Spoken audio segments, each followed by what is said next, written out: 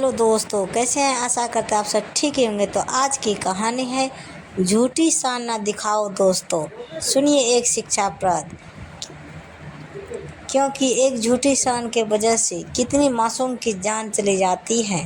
तो दोस्तों, इसी के आधारित पर ये कहानी आज लाए हैं। तो ये कहानी दोस्तों अंत तक सुने।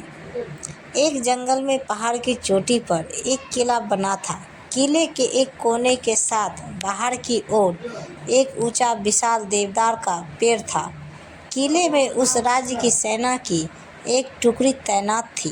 देवदार के पेड़ पर एक उल्लू रहता था। वह भोजन की तलाश में नीचे घाटी में फैले ढलवा चारागाहों में आता। चारागाहों की लंबी घासों और झाड़ियों में कई छोटे मोटे जीव और कीट पतंगे मिलते, जिन्हें उल्लू भोजन बनाता। निकट ही एक बड़ी झील थी, जिसमें हंसों का निवास था। उल्लू पेड़ पर बैठ झील को निहारा करता। उसे हंसों के तैरना व उड़ना मंत्रमुग्ध करता।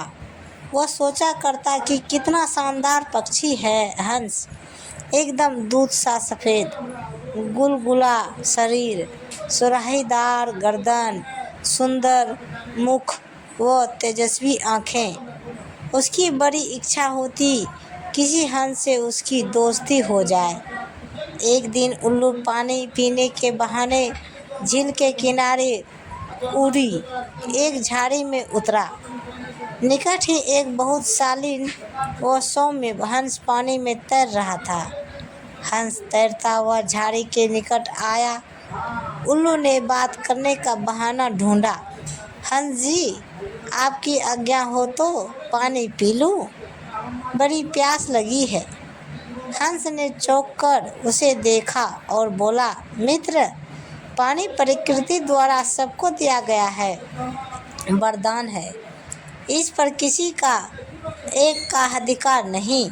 उल्लू ने पानी पिया, फिर सिर हिलाया, जैसे उसे निराशा हुई हो।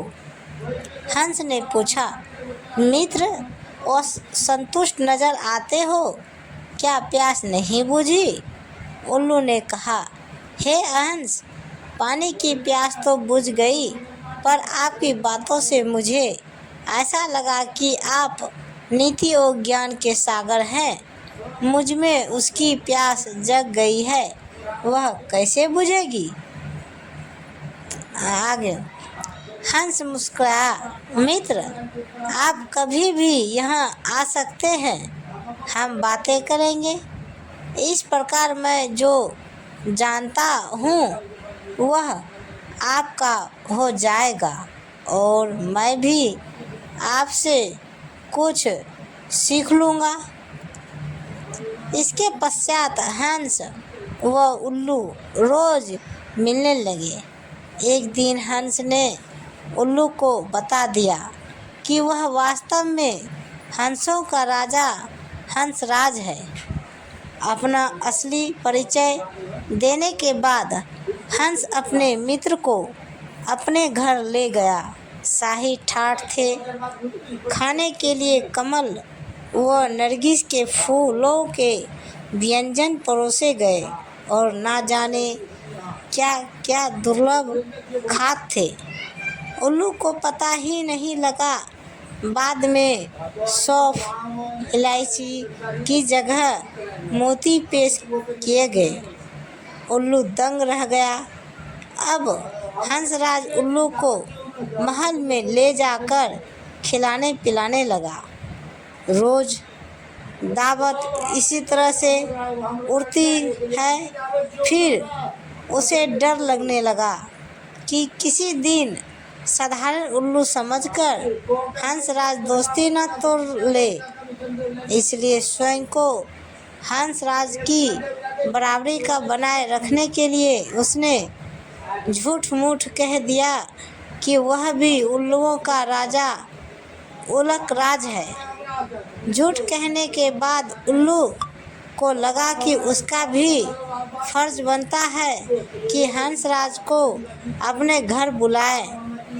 एक दिन उल्लू ने दुर्ग के भीतर होने वाली गतिविधियों को गौर से देखा और उसके दिमाग में एक युक्ति आई। उसने दुर्ग की बातों को खूब ध्यान से समझा, सैनिकों के कार्यक्रम नोट किए।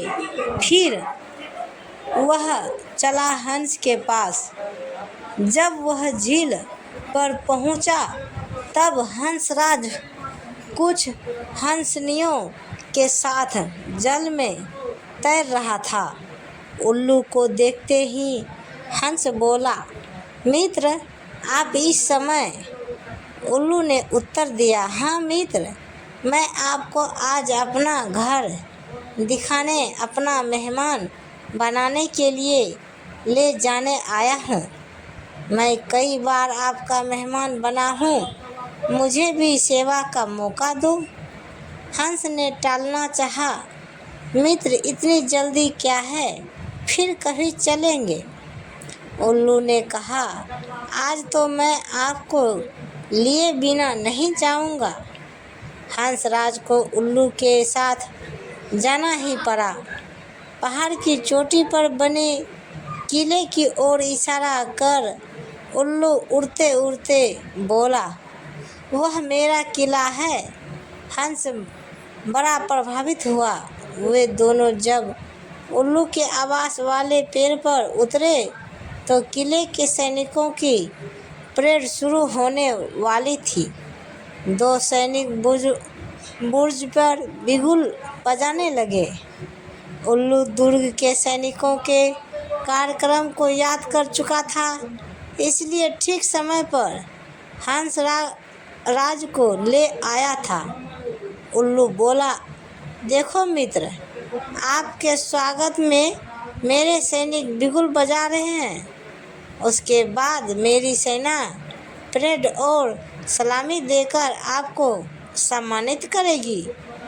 नीति की तरह परेड हुई और झंडे को सलामी दी गई।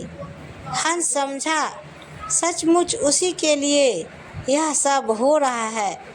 अंततः हंस ने गदगद होकर कहा, धन्य हो मित्र, आप तो एक शूरवीर राजा की भांति ही राज कर रहे हो।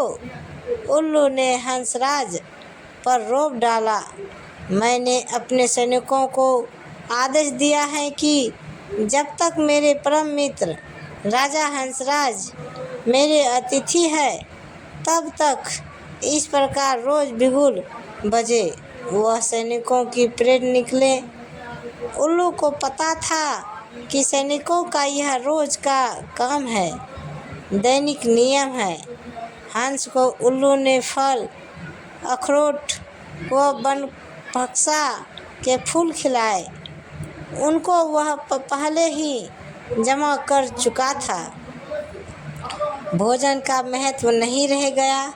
सैनिकों के परेड का जादू अपना काम कर चुका था।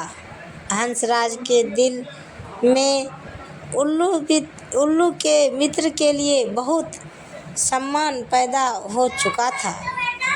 उधर सैनिक टुकड़ी को वहां से कूच करने के आदेश मिल चुके थे। दूसरे दिन सैनिक अपना सामान समेटकर जाने लगे तो हंस ने कहा, मित्र, देखो आपके सैनिक आपकी आज्ञा लिए बिना कहीं जा रहे हैं।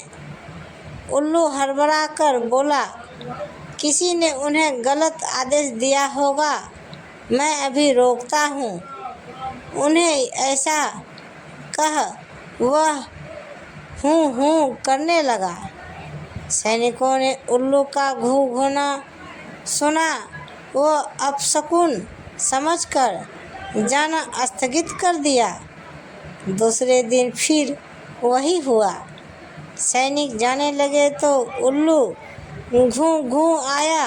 सैनिक के नायक ने क्रोधित होकर सैनिकों को मनहूस उल्लू को तीर मारने का आदेश दिया।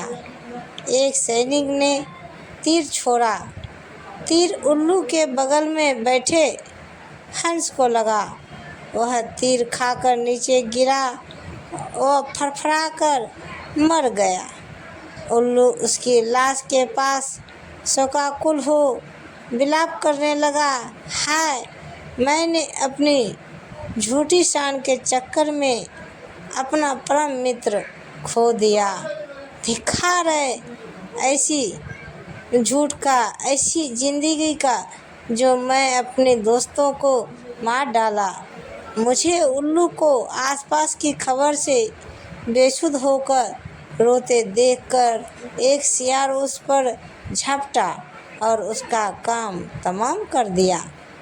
तो दोस्तों, इस कहानी से हमें क्या सीख मिलती है?